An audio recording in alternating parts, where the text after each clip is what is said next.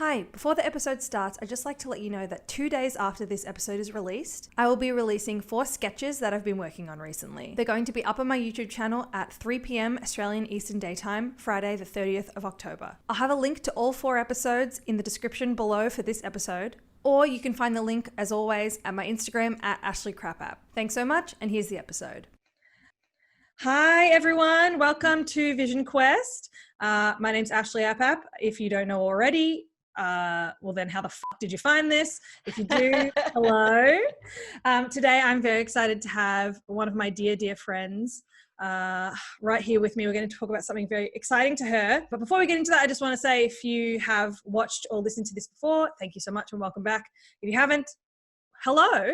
And basically what this is I have people on this podcast who I enjoy or want to spend time with, or that I don't know well but think that I would enjoy spending time with. And we talk about something that is important to them, and we talk about a few things about them, and it's very loosey-goosey, and it's going to be really fun. So today, without further ado, my guest is the incredible, creative, talented, beautiful, hilarious, whimsical, marvelous Melissa Viola, everyone. Thank you. What a beautiful introduction. Whimsical is maybe my favorite. I love it. It's I also true. love that you describe these as people that you enjoy. Like, I enjoy them. That's really nice. It is, I enjoy you. I enjoy you. Well, I thought about it in general, like, I think I explained this in the first episode. I just wanted to make something that was going to be fun for me rather than like, I have to make something people will like. I think people like watching people enjoy themselves. Totally. And if you don't, then fuck off. Get out of here. It's not your space. We just said the same thing at the same time. Get out of here. For those of you who don't know, Mel is a creative wizard. So today I wore something that I made to impress her. You really have. It's so beautiful. Okay, you're so beautiful. I've never tie-dyed, so Okay, well, obviously when possible, I'm we're so going to do it together when we can. Yes. Also, something else I made that you might like, this plant. Oh, beautiful. Googly eyes and lips. Are the lips 3D or painted on? The lips are plasticine. Oh, gorgeous girl. You fucking taped those eyes on. I had blue tack and they were on and they kept falling off, and so nothing would work, and I was like, she must have vision. And so Okay, firstly, what's her name? I think I have named her, but I cannot remember. What is your suggestion for a name? Cynthia. She's got Cynthia, you know, from Cynthia. She's a really cool dancer. Cynthia, like from Rugrats. Oh no, I was quoting doing? the slam poetry thing, Jonah Hill's slam poetry in 21 Jump Street. Cynthia died for our Cynthias. Oh my God. You know what is like a reference that comes back into my life constantly and is usually left like on voicemails. It's usually like something that pops into my head when I have to think of something really quickly. And it's come to Andrew's French fries, pouring up with friendship and French fries go hand in hand from the first 21 Jump Street. It's like, I've just got one of those faces. If anyone's watching this, watching you do the hand in hand with your own hands. Hand in hand. That's amazing. I always feel like whenever I get anyone's voicemail and I know that they're not an important person who needs to like know why I'm calling them, it's just me being a dickhead. That's my go-to voicemail message. I expect that in my inbox soon. Okay. I think I sang to you the last time I left you a voicemail. Yeah, we usually sing to each other, that's for sure. But I haven't yet. I make up songs for you. Emporium one, yes. Okay, so today, well, actually, before we get into the questions, tell everyone about yourself. What do you do? What do you love? Who are you? Such a beautiful host, making me introduce myself and my own skills. I love that. I just say I'm a creative artist because it's just like broad, but I'm currently working on a podcast about Australian immigration and migration. Basically, it's called Who the Bloody Hell Are We? And we just talk to first and second generation Australians which is really fun. Right, good interviews, good times, very interesting. It's very Lots of funny. good stories. Yeah, it's very funny. Very Basically, me and my co-host Sonia Diorio were just always making fun of our nonnas and making fun of like growing up woggy Australians, as you very much understand. And we've had those fun conversations together. So then we were like, cool, well, everyone we know is basically like first or second gen, but we all have like very similar things, but also different things because we're all from different cultures. So like what kind of like awkward traditions are we stuck with? So yeah, we started that podcast, and now that we're in COVID, I'm not doing anything else, but in real life would usually be like, I don't know, making theater and stuff. I don't know, trying to be an artist, try to wool the world up. I don't know. Yes. You tell the people who I am. Wow. She is a visionary. You know, I said it all at the top. I think as many adjectives as I can fit into this. A whimsical visionary. All right, so let's Cool. get into some Love it. questions. So question number 1 is, what did you want to be when you grew up, and why do you think that is? So this is a 3-part answer. First question, 3-part answer. Get ready. I had 3 things stand out when I was a kid that I really wanted to be. I really wanted to be the person who stands in the art gallery. So I didn't know that they were just like, you know, sometimes they're curators, sometimes they're literal security, but most of the time those people who stand around in galleries do have art history backgrounds and know a fuckload about art. So always ask those people who are standing around the galleries to help you. I was really little at that point, and I don't think I really knew who they were. I just loved that they got to stand around all day. Like I knew from a young age that's what I wanted. Oh my God. I wanted to be an Egyptologist, not just an archaeologist, because I watched The Mummy a lot and was obsessed with The Mummy, and I wanted to be Rachel Weisz's character.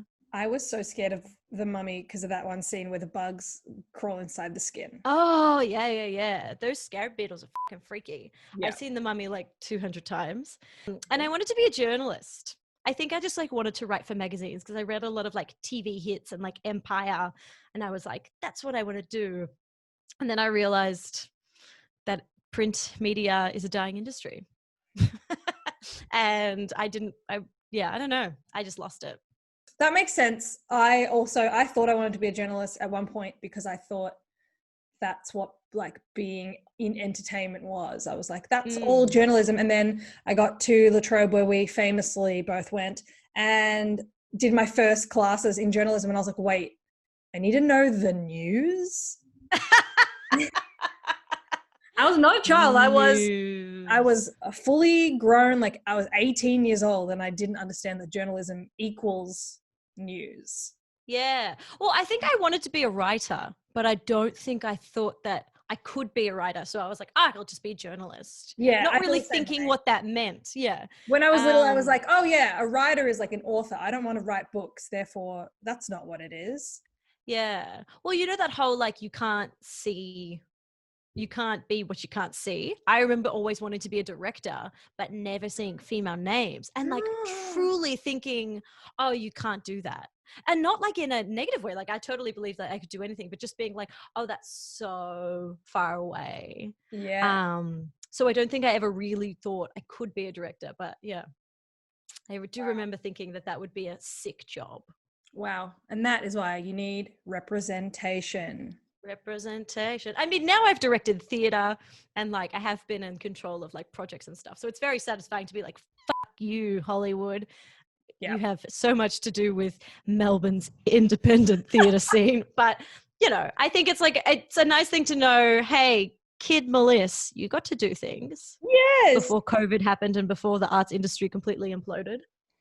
Before World 2.0 began, which we don't know what it will be, but live theater will be a while away. But let's not think about that because we need to feel good. All right. So second question is, what is your favorite thing about yourself? I like this question. I think this question's really nice. Oh, thank you. I think the thing that I like about myself is also something that I kind of hate about myself. I really like my ability to speak to strangers. And to kind of like have the confidence to just like be in a situation and just go with it, because I'm kind of like, what's the worst that could happen? the best thing that could happen is I meet someone really nice and I have a really nice interaction, maybe make a friend. The worst thing that happens is I've got a really good story, but it also means that I must have one of those faces, because I always have like really scary people come up to me and say crazy shit to me. And like, so What's the weirdest, there's that. what's the weirdest case of that happening? Or one that sticks out? There was this one time where I was walking to the fish and chip shop and a man was walking past me with a bouquet of flowers. And like, I wasn't by any means it wasn't a cute day. Like, honey's going to get fish and chips on a Sunday. I was probably baked. Like, I was probably in track pants. Then this guy walked past me with flowers, looking like a regular dude, right? Yeah. Like a guy named Mark, wearing a t-shirt, holding flowers, just like a dude. T-shirt Mark. Stops in front of me and hands the flowers to me, like puts them out in front of him. And I was like, I stopped and went, what? And then he held it. And this interaction probably went for like 10 seconds, which is a really long time. So 10 seconds of him holding them, me awkwardly standing back. And then I finally went to reach them, put them in my hands, and he yanked them back. And he's like, they're not for you. and I was so shocked by the whole interaction that I went, are you and just kept walking. I just could not understand why that interaction had happened. And like, that's not funny. You're not like some old bloke, like in suspenders, like with a top hat being like, ha ha ha. Like, you're just a dude. You're a regular dude. Why did he bait you? Why did he? What? I don't even think I made eye contact with him. I literally, like, he started it. It's like he got it in his head that would be a funny thing to do, but maybe he didn't think he had like a punchline, so that, it was just so the crazy shit like that happens to me all the time. Okay, well. So that is the thing that I like, is that I can talk to people, and I love talking to people on the tram. I love talking to people in the street, the supermarket. Like, I swear, when I was working in the city, I would say maybe 1 in 5 times on a tram ride, I would talk to a stranger. And I loved that. Like, it makes me feel, like a Melburnian, right? It is a very Melbourne thing. I remember when you came to visit me in LA, there was one day, the day that we went to that, we discovered a yarn store or wool store out of nowhere. And I was like, of course this happens. Of course we're together. Fucking random street that's made of just for wool in the first day that you arrive. That's also like a very prolific wool store that I found out later. We just stumbled across it, but it's actually like a very famous wool store in LA. It's where the artist that works there is the woman that created the pussy beanie, like the Women's March pussy beanies. Yeah. That's crazy. Yeah. So like, it's insane that we just stumbled across this like amazing place. But I remember that day we were in the shop talking to not just the people that worked at the shop, but like other people that were coming in for, I'd say, 45 minutes. And it wasn't like they were trying to sell us anything. We were just having a chat, and it made me feel so good, because I think I have that instinct a lot of the time. But sometimes when I'm alone, it's like a weird balance of like, I have that tendency to, or I'm feeling anxious. So I'm either like, don't look anyone in the eye, or go all in and be like, I'm going to make a friend today. So it was really, I remember really enjoying that. That's so nice. Look, honestly, like, I'm not going to say that I openly start conversations with strangers. Like, I don't just like sit next to someone and start chatting to them. But like, I feel like, I don't know, there's something about my vibe that people often talk to me. Like, the other day I was at the supermarket and some lady started telling me this crazy fucking boring story about her front tree getting ripped out of her nature strip by the council. And I didn't say a single word to her. She looked at me. I was holding flowers. God, I always comes back to flowers. And she goes, are those for me? And then she starts telling me this batshit story. I was with my friend Ange, and Ange just was walking away, was like, oh, who was that? How do you know her? I was like, I don't know her, Ange. She's a stranger. So yeah, I must give that vibe to people. I think you're just very friendly and open, which is, the thing. Yeah, but also dangerous. Yeah, you are also very, I love you and I'm terrified of you. All right, next question is, what is your favorite feeling? It can be physical or emotional. This is a very thespian answer. I really thought about this one and I really liked it. And I thought you would like my answer.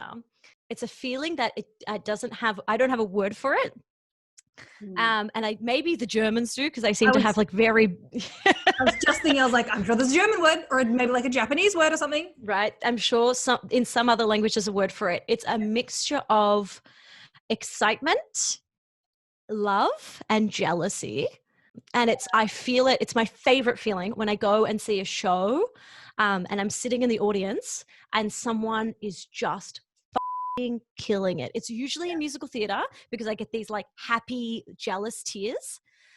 I cry all the time in theater, especially musicals. And it's this feeling of like, oh my God, they're doing their favorite thing in the world right now. And I'm so happy for them. I'm so excited for them. I'm so jealous of them. And they are so, so good at what they're doing. I love that answer. That's so good. It's like, it's not jealous in like a mean way. It's not like you want to take it away from them. It's like, you are doing everything right now. And I don't know what that is called. And it makes it sound like I've really thought about this a lot. But when I read that was like the first thing that came to my mind. Yeah. Is that feeling of like sitting in the audience and just being like, oh my God. Yeah, I know exactly what you mean. Especially when it's like something that you enjoy doing yourself. Oh, totally. Jealousy is like the right word but the wrong word. I know what you mean, where it's like you're not angry, you're not like maybe envious. Yeah, but in a way where it's like it's not for the fact, it's not like I want to be Epony and Les Mis. It's more like you are getting to do the thing that makes you happiest. You're getting paid for it. You're getting to like show it off to the world. You're doing it really, really well. Yeah. You're creating this response from chef's kiss. Great answer. Yeah, let's try and figure out a word. Let's brainstorm what that is. Audience, or or AWE-DMs, because you're in awe of them. Wow, that's nice. Audience. Beautiful. That's really cute. Right. Thank you. The next question is, what's your happy place? I would say that my happy place is, besides right here, right now, of course. Besides the present. I think my parents have a tiny little house up near Mount Buller in Mansfield, Victoria. And it is, I think, my happy place because it's almost like going into, oh God, this is going to sound dark, the void. And I don't mean it as in like oblivion, but I mean like for some reason when I get up there, I don't feel anxious about my workload. I don't feel anxious about not answering my phone or not like being present for certain things that are going on online. I just like go up there and I read and I watch movies and I eat and drink so much. And it's like almost like being up there, I don't have to think about what's going on outside of it. And there's something really lovely about that. I mean, obviously I couldn't live up there full time and I wouldn't want to. I like it as this like escape. Like I drive for 3 hours. That 3-hour drive is really like cathartic. It's really beautiful. It's really easy. I've done it so many times. It's how I learned how to drive. And then when we get up there, it's just, it's like pure lazy. But then it could also be really creative. Like I've worked up there. I've bought art up there. Like I've studied up there when I was studying. God, when I was in high school, my parents bought it when I was in year 11. So like I was studying VCE up there. Like it's a space where it's like, it's almost like a parallel universe where, where like there are no consequences. It's really nice. Oh, I love that. I'm like picturing you sitting there having a book in your hand. Yeah. There's a tea. fireplace, big comfy couch right in front of the fireplace, and you can look out on the mountains. It's my favorite. When I was feeling really anxious in the middle of the first lockdown, me and Alex went up there for like 3 days and we just read Harry Potter. It was amazing. That's a dream. Okay. That's love. That's love. That's love, ladies and gentlemen. The next question is, what is your favorite song to cry to? If you can't choose just one, you can. I love that you knew that was my instinct. Yeah. While you have to narrow it down, I'm going to walk over there and get some lip balm. By the time I come back, better be something. Okay, cool. I mean, I have so many answers. I love that you knew where my real issue was. It wasn't like one thing.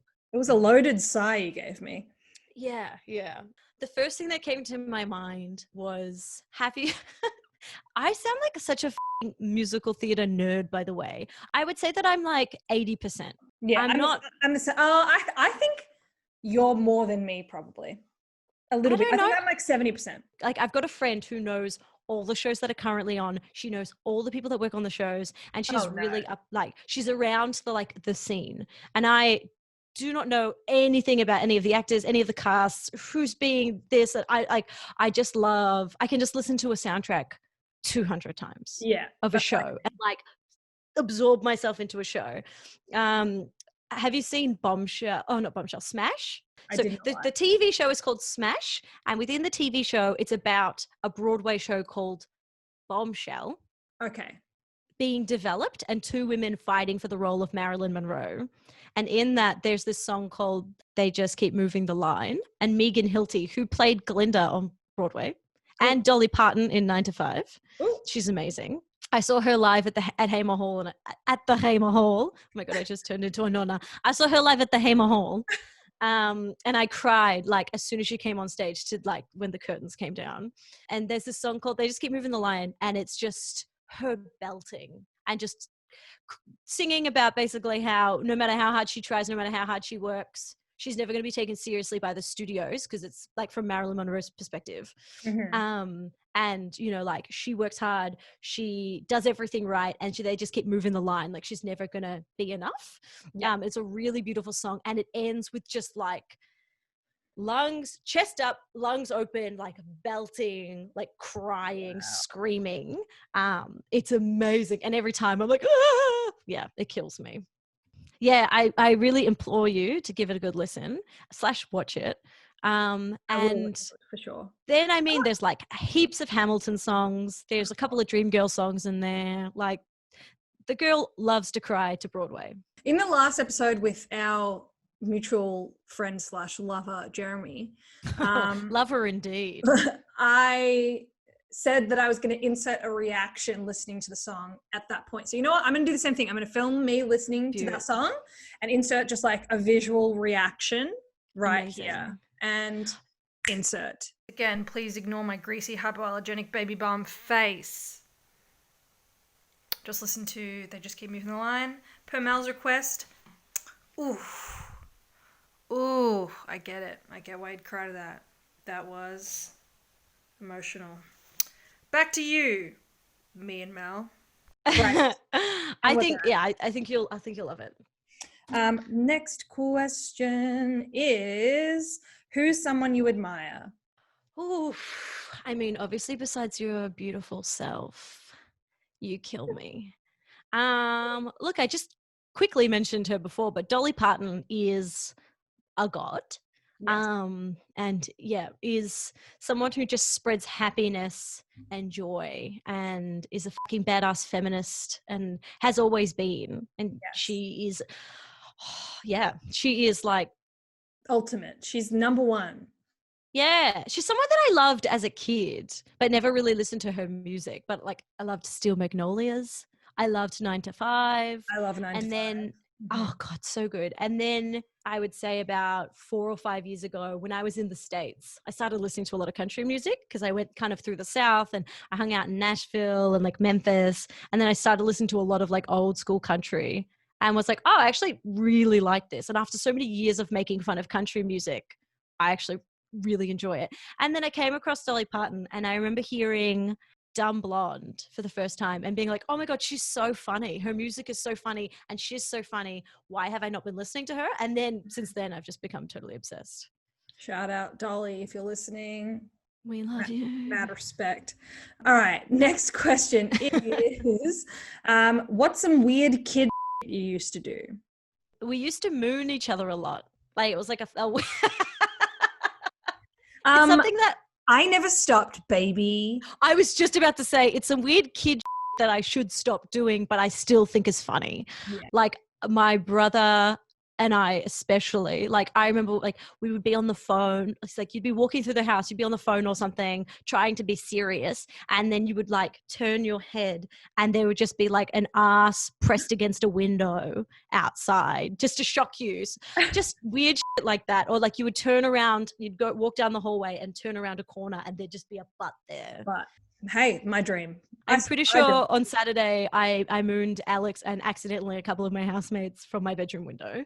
Um, so if anyone listening to this, listen to the podcast I made with our other mutual friend and lover, Beth Tweedale. We spoke about, we were in quarantine in like a hotel in Melbourne when we came back from the US, and we were trying to moon people the entire time because we had this whole wall that was windows. But we realized my dad came to visit, went on a walk because it was near his work, and he was like, "Oh, I can't see. The windows are tinted." So for like a week straight, you just had your ass against the window. Also, they probably don't clean those windows, so you've probably. That'd explain my rash. All right. Next question is: do you think aliens are real? Yeah, totally. And I think that if you don't think aliens are real, you're not thinking. You don't understand how broad the universe is. It was my Tinder question. I used to, when I was on the old Tinder, the Tinderoo, I used to just get so bored and like just throw out random questions to people. And if they reacted positively and like wanted to have a yarn about something bizarre like aliens, I was like, fuck yeah, you're my people. If they took it too seriously, I was scared.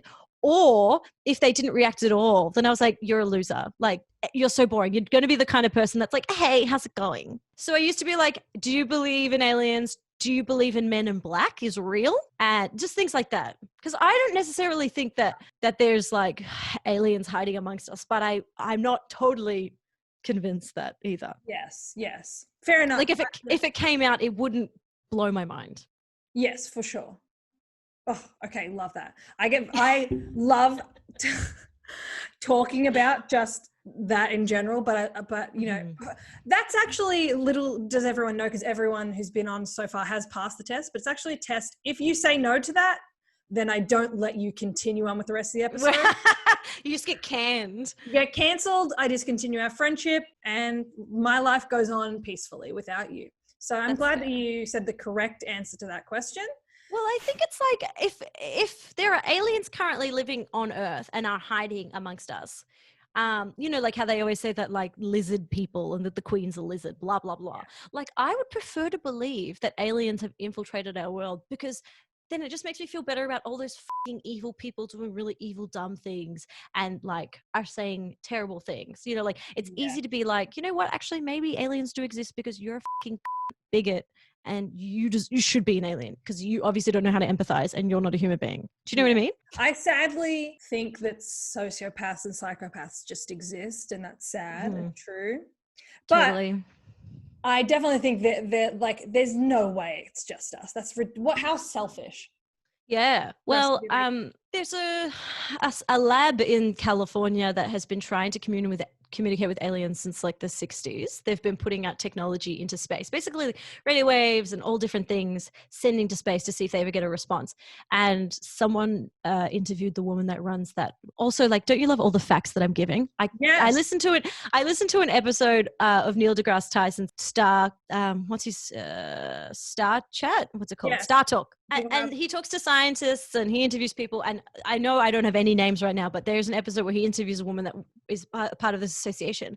And someone asked her like, oh, well, you haven't found aliens and you've been looking for 40 years. So like you're lol. And she was like, the amount of searching that we've done in this, those 40 or 50 years is the equivalent of filling a cup of water with the ocean and saying that we've searched the ocean. Like filling a cup of water with ocean water. Like the universe is so enormous. It's a numbers game. It's a matter of time. Yeah. Just like dating. It's all about numbers, baby. All right. And now we are finished with the questions. So, Mel, would you like to tell everyone what your topic is? Maybe you should do at the start of your episode like a look, bitch. It's 2020. You've had what, 24 years to watch this movie, but if you haven't, watch it and then watch this video / podcast. For my chosen topic, I thought we would talk about Wes Craven's 1996 masterpiece, Scream. Well, it's really I kind of want to talk about the whole franchise, but 1996 Scream, because you've seen it now. I watched it. I finished watching it 2 hours ago for the first time. I love that. That's so exciting. It was great. I know every scene from all of the scary movies, like the franchise scary movies, back to like from the back of my head. So I was like, okay, great. Watching it, like I know I didn't know everything that was going to happen because scary movie ends differently. Thank God. But I was like, wow, this is the Wayans brothers did such a good job. This is a shot for shot remake. I hate Scary Movie. Like, straight up hate those movies. Go on. Yeah, I said it. I just get don't. why. I don't find them funny. I find them like sexist and and annoying. And even as a kid, I thought they were just, I don't know. I don't vibe with them. I just find them really, really frustrating to watch. And maybe because I didn't watch them and enjoy them as a kid, I can't watch them now. But like definitely back then. I can't watch them now. I tried to watch them again recently. And same with, sadly, Austin Powers. Yeah. I was like, this is so problematic. The first one's pretty funny. Yeah. I tried to watch. Look, there are funny jokes in it. Yeah. I think overall it's a reflection of dated comedy, but also like that's a good thing because comedy needs to evolve. And if our comedy was stuck there, we would be worried. Yes. But back to Scream. So tell me where this all began for you and your relationship with it. So I was a video store loser. And I think around the age of like 9 or 10, I realized that not everyone was obsessed with movies. Like it was kind of like movie knowledge and movie references and movie culture was like a big currency in my house and within my extended family as well. So I think for the longest time, it was just like the norm. And then I was hitting like late primary school and I realized that, other people weren't obsessive with movies like I was, and like watching movies with commentary and watching all the special features on a DVD. Like if a DVD didn't have special features, I was like, why have we hired this? Why have we bought this? Like I'm not learning anything. And then I think I'm about the age of like 12 or 13, I discovered that I loved scary movies. And yeah, we started watching 80s schlock, like slasher, really over the top gore, and then progressed into, quote unquote good horror. And I discovered Scream late because 1996 I was 3, so obviously I wasn't watching it then, so I was watching it out of context but loved it. And I fucking hated scary movies, so I don't think I even watched all of Scary Movie. So by the time I'd watched Scream, it kind of was all new to me, so it was exciting. It was like I remember being like so excited watching it and finding it like so engaging. I can't believe I hadn't seen it until now. Just in terms of like people that know me and know what I like, being like, you will love this. Like it's teenagers. Mm-hmm. It's very stylized, specific dialogue that's like kind of kitschy and like bad on purpose at times. Well, it's kitschy now, but at the time it was kind of on brand. At the time it was like very like, ooh, wow, you're so specific and like well, it's very meta as well. Like that whole movie is like the definition of a meta horror, like a horror movie being so aware of itself and trying really hard. But it also does that in the fact that it makes their teenagers really era-specific. Like they go out of their way to like introduce the slang, all of the references. It's very of its time, but also like all horror movies are, so it really like amps that up because it's all about meta. In some ways it reminded me of Heathers, if Heathers was like more heavily edited, if that makes sense, and more specific. And they reference Heathers in it, which doesn't surprise me. They say like something like teen suicide isn't in right now. This is in the 80s. Teen suicide isn't in. It's all about homicide right now, right? See, I watched it. You did. I'm impressed. I'm really impressed. But the reason why I like it is because it knows what it is. Mm-hmm. And like people can say that it's overdone, people can say that it's dated, but it is in my eyes the perfect horror movie because it's the right amount of like silly comedy, but also like actually suspenseful scenes. Like it might not be super, like it's not going to keep you awake at night because we're not like, it does kind of, it keeps you there. Like this, I really remember the scene where Sydney is running from their house, and she's trying to get out of the final house where Stu's having that party, and she ends up in the police car, and she ends up locking herself in the police car, and then Ghostface is kind of going around the car and then disappears, and then you see like the lock open up and the back door, the boot of the car open up, and I remember thinking like, oh holy this is so scary, like I don't know what's going to happen. I loved it. I love Scream. That was one of the moments that I was like, oh, I'm really glad I'm watching this at 10:30 a.m. Not like at night. I was going to watch it last night at like 1. I was like 12 or 1 and I was like, I can't sleep. Maybe I should just watch it now. And then I was like, no, I will never sleep again if I do that. I am such a puss. I agree. And I think like the music as well, the soundtrack, I was like, Nick Cave and the Bad Seeds. Like it really, it knows what it's doing. It's so good. It's 1996. It is so steeped in that, like with the fashion and the video store and the phones, like the huge phones. I don't know. There's something about it that the way that Wes Craven directs it, he gives you so many. I mean, I would be really interested to see if you as an adult who watches a lot of film figured out the ending. But like me as a kid, I really had no idea who the killer was. And then the way that he directs it, like you see the cop at one point, like the older sergeant could be the killer because, you know, he's wearing boots like that. And at one point, like Dewey's not at the scene at the right time. And like, you know, is Gail Weathers doing this, like the reporter, is she doing it so she can get a good story? Like the movie is positioned in so many ways that really up until the end, anyone could be the killer. And it's just really good writing and really good direction. There's 2 things that made me know somewhat what was going to happen. Like I said, seen all the scary movies lots of times. Yeah.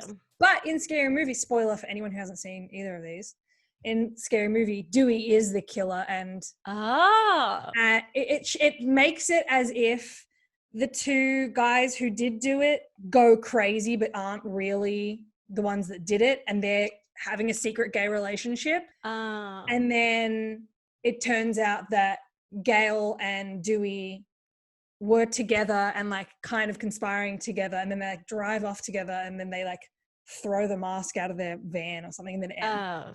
So okay. I was like the whole time I was like, is it going to be the exact same? And because I noticed, I was like, okay, well clearly they're setting it up so that it could be anyone. And I even noticed that at one point Henry Winkler's character seemed like, I was like, oh, is it the principal? With the scissors, like you know, you really see him going at those. So like 2 boys are doing a prank in the school. So like they're not Ghostface, but they're fucking around and they're being really immature and really dangerous in their emotionally dangerous by pranking people in the school with Ghostface after kids have just died. And then really PC of them. Yeah, right. And then Henry Winkler, who's the principal, is, you know, threatening them and saying that they're fucking little and that he's got these scissors and he's so like menacing with them. It's just at any point you really, I mean, I didn't know that there could be 2 killers, you know, like I'd watched so many horror movies where it's just, there's always one killer. And even if it doesn't make sense that this person could do it, like in Friday the 13th, you know, have not seen Jason.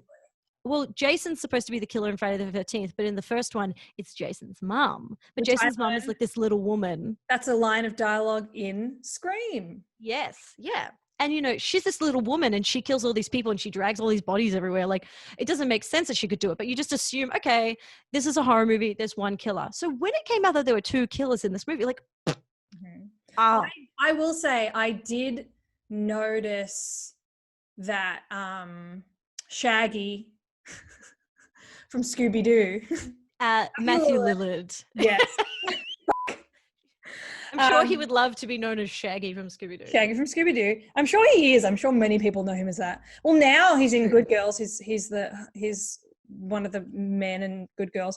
I know him most intimately as the main character from SLC Punk because that's one of my favorite movies of all time.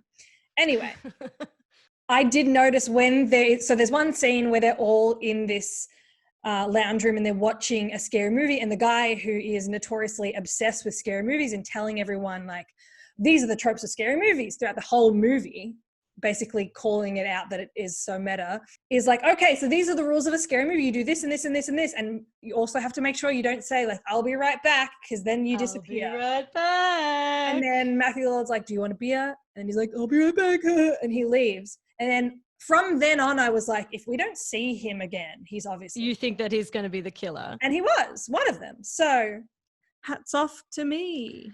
You're a clever woman. I'm impressed. I'm really glad that you figured it out. I love them so much. Years old for the first time. I'm not like... I think I was 13 or 14, maybe 14 when I watched it. There are so many things about it that over many years I've just come to appreciate more and more. And like the opening scene, because again, I knew a lot about it. I watched it and then did a load of research, but you're always looking at this outside of the 1996 context. But when it came out, people lost their shit that Drew Barrymore died in the first scene. Like it was really marketed that she was a key player in the movie, like verging on the final girl. So when she died in the first scene, like she was top billed. Like people were freaking out that Drew Barrymore was in this movie, and she gets killed in the first like 5 minutes. It's I mean, it's a long scene for what's happening, I think, but I can understand why people would be pissed off. But also, at that point, was anyone else in the movie that prolific? Maybe Courtney Cox.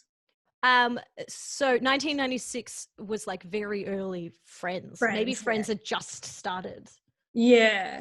I'm looking it up now. Apart from her, and Henry Winkler, was there anyone else that would have been a big draw for people to go see the film? I think probably not. People aren't going to go see the film for Henry Winkler. I would. Like I love Henry Winkler so much, and you'll love this. In Scream 4, there's like a panning shot of the high school, which is the same high school, Woodsboro High, and you see a bust, so like a statue, and it's like a memorial to Henry Winkler. That's so nice. I thought you would like that. So Friends started in 1994. Okay, so it was a couple of seasons of Friends. She was quite popular, but yeah, crazy. Wow. Okay, so I have some questions about the following films. Are they all set in high schools? What's the gist?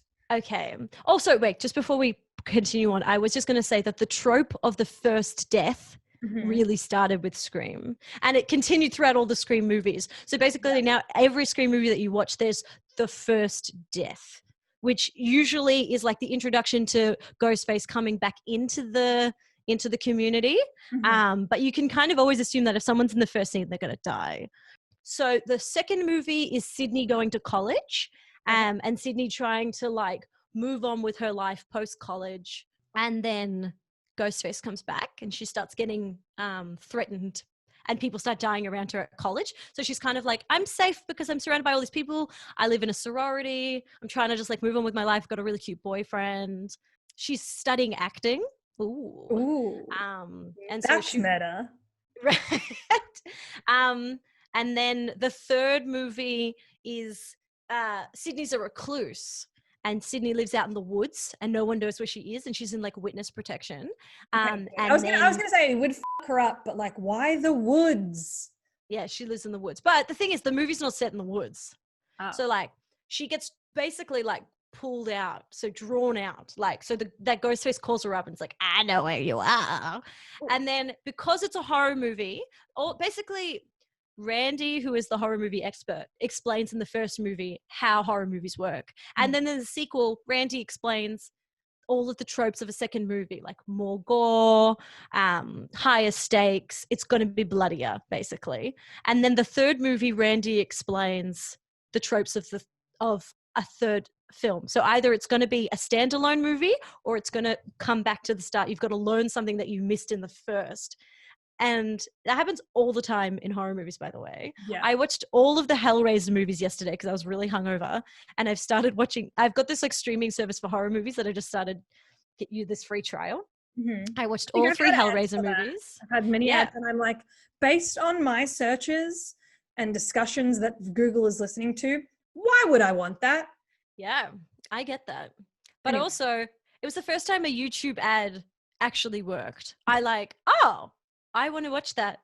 Went on and started a free trial within like 10 seconds. I was like, well done, YouTube. You actually got me. All my YouTube ads are for baby products because I'm always talking about my nephew, or Caniston vaginal thrush cream because I'm constantly talking about vaginal thrush. And to be fair, like, I mean, they've got you there with the whole thrush thing. They know their they market. know their market. So basically, I watched all 3 Hellraisers, and the same thing happens. Like, the second movie was crazy gorier and like so extra and very over the top. And the third movie tried to take you back to the first and make you learn something new. So it's a trope that really works. So in the third Scream, the killer / kind of the way that the narrative progresses is you're trying to learn something that you missed in the first movie, which is about Sydney's mother, who gets murdered well before the first movie starts. But the first movie starts with Sydney dealing with the death of her mother. Yeah. Okay. Oh, I love that. I think you should watch them. I think I should. You've teased me into it so that I want to know. I haven't spoiled anything as well, because there was lots of things that I was really tempted to say, but I've left it very open-ended for you. Okay. We definitely had spoilers for the first movie, so if you're listening to this and wanted to watch it, I'm sorry, but also you probably already know, because if you've seen Scary Movie 1, you know. And if you've seen Scream, then you know. So maybe you should do at the start of your episode like a look, bitch. It's 2020. You've had what 24 years to watch this movie, but if you haven't, watch it and then watch this video / podcast. I'm gonna cut you saying that and say and put that at the start. Listen, bitch. Listen, bitch. You just watch it, okay? Just do it. And by watch waited it, too long. By it, I mean your tone. Watch your tone. I've had enough tone. But also, like, do yourself a favor. If you like cinema, watch Scream, because it is a defining moment in cinema. And I don't give a shit if you're a little like App here, because she did it. So if App can watch a movie, even if she did it at 10:30 a.m., good for her. She still watched it. So grow up. It's not scary. It's just good. It is good. It was really good. It wasn't scary in a way that would make me uncomfortable. Like, I was talking recently to a group of people about the movie Seven, and I was like, that's something I will never, ever watch. Like, something that I know is just apparently just horrifying, and like the way that... Wow. Okay. That's so funny that was the movie you chose, because I feel like the things that really stick... I mean, Seven's okay. It's not that good. It's very tropey now. But that's the thing. These movies are so successful that they make tropes. They encourage spoofs. So that means that they were successful at a time and they were doing something new. It's tropey now, but at the time it was, inventive. On the topic of spoofs, also definitely very sexist, very dated, racist, but they do touch on it. They like make a joke about it. Is Not Another Teen Movie. Yes. Is, in my opinion, and you can tell me if you disagree and I will fight you verbally, not physically, because I am weak. Not Another Teen Movie is the best spoof movie of all time. That's all I have to say about that. Moving on. I don't think I've watched it. Oh my God. It's excellent. And like a lot of so Chris Evans is in it, but not in like a Captain America kind of way. Mm-hmm. Like in a jock kind of way, right? Yeah. That guy did you watch Community? Yes. The guy that played Vaughn, the guy that sings I'm getting rid of Britta. Yeah, that guy, he's also in The Hot Chick. Yes. Okay, I'm going to fucking say this, and I don't give a shit if I get backlash for it. I non-ironically think The Hot Chick is funny, and I know it's problematic, but I fucking rate it. Okay, look. Just because something is problematic, don't kill me. Doesn't mean it's not also funny. And I'm a feminist, but I love The Hot Chick. There are problematic things that have standalone jokes that are funny. It is problematic. That's fair enough. Mm-hmm. Continue to talk about things. You can still enjoy it. Yeah. It's okay to think something is funny. You can't be like, no, I'm not allowed to laugh at that line or, whatever. Anyway. My sister's name is Jessica, and we used to always be like, it's me, Jessica, I'm in here. It's so stupid. It's so funny. I don't care. I like Rob Schneider. Peak Anna Faris as well. Yes. Well, I feel like my love for Anna Faris has waned a little bit. Yeah, I think her best performance of all time is in Just Friends. Oh, Yes. Yes. Yes. Okay. Because you were saying Underrated. earlier that you want to interview Alex, maybe potentially have Alex as a guest on your show. Alex being my boyfriend. Can you Yes. please convince him to watch that movie, because he doesn't believe me when I say that it's funny. And it's been on our watch list on Netflix for like years now. And he's such a little prick about it. Incredible. It's so funny. It's so good. It's so good. And it's like, there are obviously like shitty qualities to the main character played by Ryan Reynolds, but like the whole point is that he's ends up. Yes, exactly. He kind of exposes himself that he is a piece of shit. It's not like this guy's a piece of shit and he's the star of the show and we love him. It's like, this guy's a piece of shit and all this bad karma is going to come back to him. Yeah. I 100% agree, and I actually totally froth that movie. We should have a watch party, and I'll watch it with you guys. Yes, please. Also, the woman that plays Ryan Reynolds' mom in that is my favorite She's line. such an amazing actor. My favorite line. Whenever I pick up the phone and someone else picks up the phone, I go, Joyce. Hello, Joyce. Doing at Joyce's house. It's like, no, Mom, it's me on the other line. Okay, so back to Scream. Let's go back to Scream. I really, really would love you to watch the next two movies. Yeah. The fourth one, I think I can sell it on the fact that Emma Roberts is in it and Kieran Culkin. No, Rory Culkin. Sorry, I like Kieran Culkin. Rory Culkin, who's in Signs. I think Signs would f*** you up. Yeah, truly. Whereas I know that you can watch the rest of the Scream movies and you'll be fine because they're not actually scary. I think Signs would actually f*** you up. Okay, well, I have an idea. I'm definitely going to have you on again for anything else you want to talk about, but we should have a follow-up episode after I've watched the other Screams. Amazing. I would love that. I also love chatting to you about movies because I feel like I can just say really outrageous things and really like very specific references and know you've got my back. Oh, absolutely. Like, and also there's never any like judgment or any version of thinking.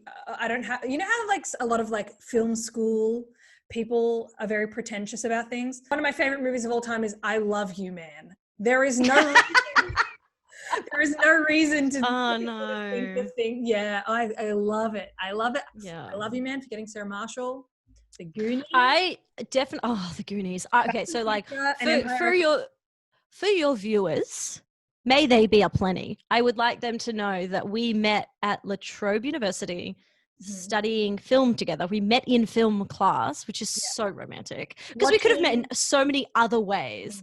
But I remember specifically gaining a little crush on you and crushing over this girl with like beautiful hair who made a Back to the Future reference and then was talking about Scott Pilgrim versus the World. And I was like, who is this girl? Who is this angel? Low-key crush. Beautiful.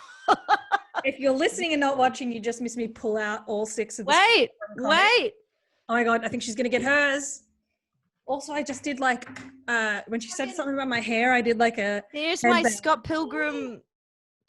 Oh my God, it's a figurine. It's a figurine, baby. Oh my God. And it comes with the power of love. See, look at the little sword with the love heart. I just ordered, this is embarrassing, I just spent $30 on stickers. And one of them that I got was The Power of Self-Respect, and I'm going to put it on my joke book. So when I'm writing jokes, just be like, it's fine as long as you respect yourself. Amazing. That's so good. Scott Pilgrim is boss. I have a framed Scott Pilgrim image up here, but I guess Can you take it down? There it is. That's it. Okay. There's Ron Swanson. Yeah. that is very clear. Yeah, no, Scott Pilgrim is so good. And I've actually the other day was too tired to read, but didn't feel like doing anything else and really wanted to read. But was like, I'm just too tired. I'm going to read Scott Pilgrim for the millionth time. I'm going to sit in the bath and I'm just going to flick. And I hadn't read it for a while. And it's so funny still. Like, it's still really funny. And like, Scott's a shit dude. But the book knows that Scott's a shit dude. And it's so funny for it. It's incredible. It's so... Yeah, I love it. I love them so much. And I love that I love them so much. So many of these things so much. I love you. I feel like this is a good place to end. Yeah. It's been going for a while. I know, we could just talk all day. We can continue to talk, honestly. We should and we will.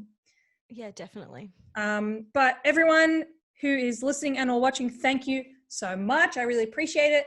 I hope you enjoyed this. If you want to follow me on anything, my Instagram and Twitter and TikTok, I think, because I'm 5 years old. It's so fun. I'm a 9-year-old girl. Oh boy, I'm a 9-year-old person. That's me, a 9-year-old person. My handle on everything is at Ashley Crap App. That's a poo joke, of course. If you're listening to this and want to watch, it will be on my YouTube channel, which is look for Ashley Crap App. If you're watching and want to listen, go ahead. Why not do it both? 2 times, 1 time. 2 mediums, 1 cup. Anyway, thank you, Mel, so much for doing this. It was so much fun. I love you. Thank you. I miss you. I want to plug my Instagram because I want people to see all of the weird art that I make and, have more than just like my family members follow me. So, and me. And you, of course. I mean, you are the person in my life that shares my work the most, and I think that's really fucking endearing. So good. I'm so upset that I have 2 pot plant like covers that Mel has knitted for me, and they're so beautiful. But of course, when I had to leave LA, they were there with me, and I had to flee. So, two of my friends. I reacted to the word flee. Yeah, it was beautiful. I did. But 2 of my friends are looking after them for me. So when I can eventually get them back, I will show the people for sure.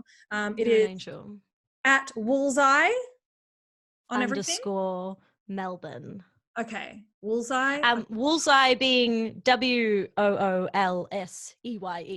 like a bullseye but with wool. _ Melbourne. And yeah, it's a good time. Have a look at all the crazy shit that I do with wool and how I'm avoiding growing up and learning a real skill or craft. It is a real skill. Think about like if there was no electricity or anything, people would need fucking blankets, jumpers. You would come in and be like, it's my time to shine, baby. I'll knit you everything. What am I going to do? Warm people up with my jokes? Like, oh honey, you could just tie-dye all of my blankets. And also humor is currency. Okay, so shut up. Right. You're a rich bitch. And listen to my podcast. Me and Sonia Diorio host a podcast called Who the Bloody Hell Are We? You can find it on Spotify, Apple Podcast, all the podcasty things. And we interview really awesome Melburnians from all over the world. So like, get on it. Get it in you, get it up here. And watch Scream. If you're an adult in 2020 who hasn't watched Scream and likes cinema, like get your finger out of your ass. Get it out. Watch it. Give it a lick. Taste it. Taste what's in your butthole, and then watch Scream. Smells like Henry Winkler being the principal of a motherfucking school. And our hearts. The principal of our hearts. Thank you so much, everyone. Stay safe. Stay hydrated. I'm going to take a big sip.